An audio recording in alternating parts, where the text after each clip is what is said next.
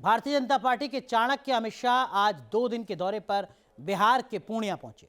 अमित शाह के ऑपरेशन सीमांचल को बिहार में नए प्रयोग की राह बताया जा रहा है। पूर्णिया में जनसभा संबोधित करते हुए अमित शाह ने नीतीश कुमार को टारगेट किया। मधेपुरा, सहरसा, सुपौल, भागलपुर, वंदे। सीमांत जिलों में जब आया हूं तब लालू और नीतीश की जोड़ी को पेट में दर्द आ रहा है। वो कह रहे हैं कि झगड़ा लगाने आएंगे, वो कह रहे हैं कि कुछ करके जाएंगे। भाई, झगड़ा लगाने के लिए मेरी जरूर नहीं है लालू जी, आप पर्याप्त हो झगड़ा लगाने के लिए।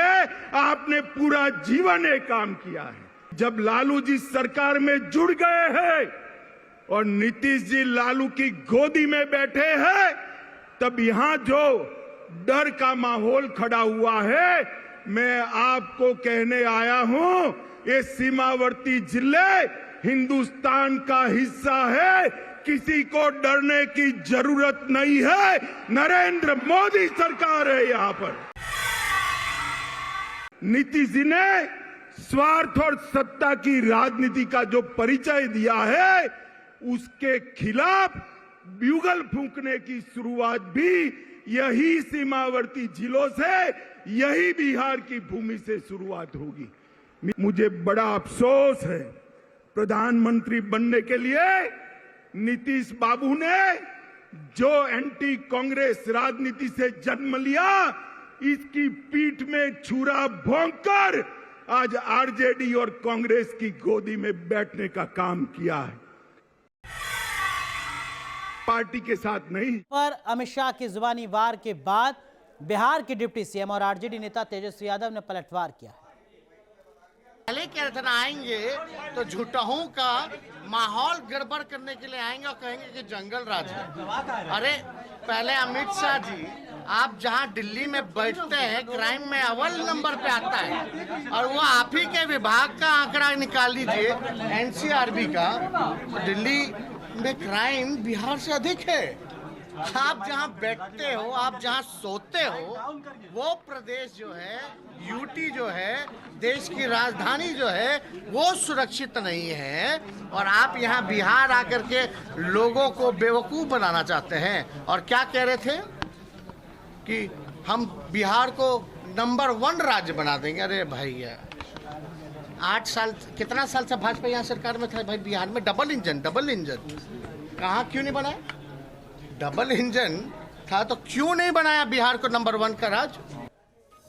और चलिए सीधा रुख करते हैं, हमारे सहयोगी रजनीश सिन्हा हमारे साथ जुड़ चुके हैं बिहार से। रजनीश, आरोप प्रत्यारोप तो समझ में आता है, सियासत का हिस्सा है, लेकिन इस मिशन सीमांचल का क्या कुछ मतलब है भारतीय जनता पार्टी के लिए?